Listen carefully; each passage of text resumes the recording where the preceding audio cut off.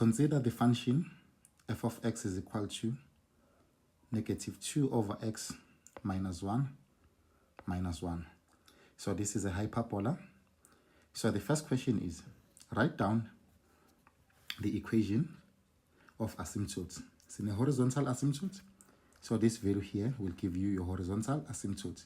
So 4.1,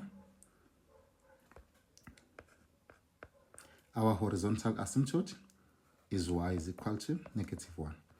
And then this part here will always give you your vertical asymptote. So x minus 1 is equal to 0, and then x is equal to 1. So this is your horizontal asymptote and your vertical asymptote. Let's move to question number 2. Question number 2, calculate the intercepts with axes. So here we are looking for y-intercept as well as the x-intercept. So now let's start with the y-intercept. So that is 4.2. So remember, for y-intercept, we let x equal to 0. So basically, we are looking for f of 0, which is equal to negative 2, and then where there is x, we just put 0, minus 1, and then minus 1. So put this in your calculator. We are going to get our y-intercept as positive 1. So if we write this y-intercept as coordinates, so we have x is 0, and then y is 1. So we also need x-intercept.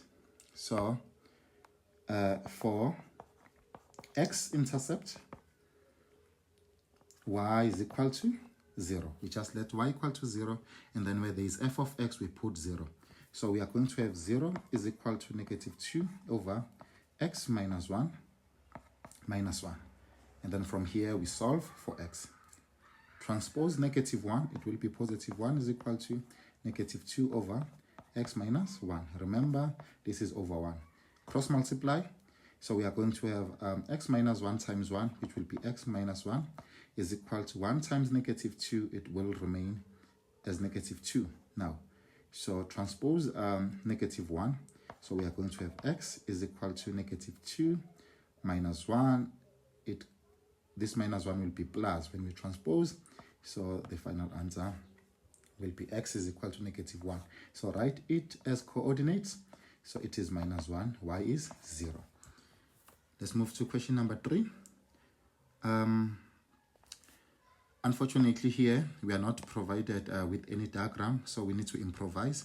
But we want to sketch this graph and show the intercepts with axes and show all the asymptotes.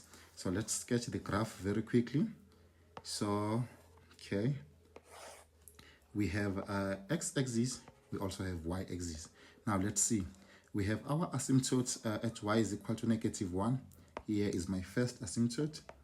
You need to indicate y is equal to negative 1. You have your vertical asymptote at x is equal to positive 1.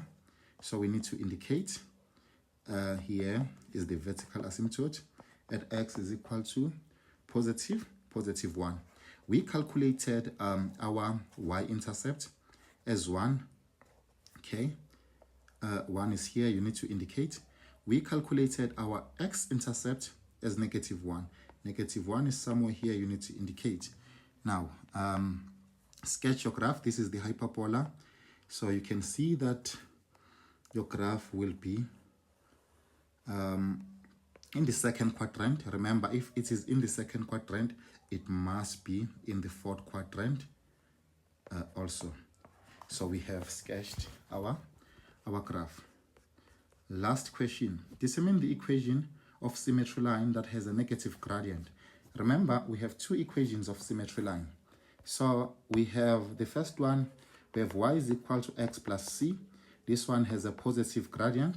And then we have y is equal to negative x plus c. This one is the one that has a negative gradient.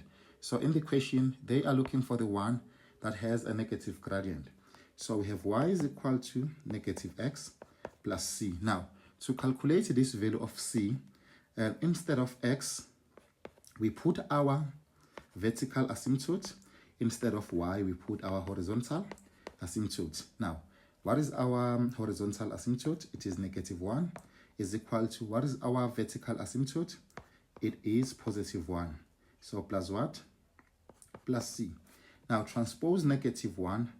So we are going to have -1 plus 1, which will be 0. So our c is equal to 0. Therefore, we have y is equal to -x plus 0, which is the same as y is equal to -x. This is our equation of symmetry line that has a negative slope.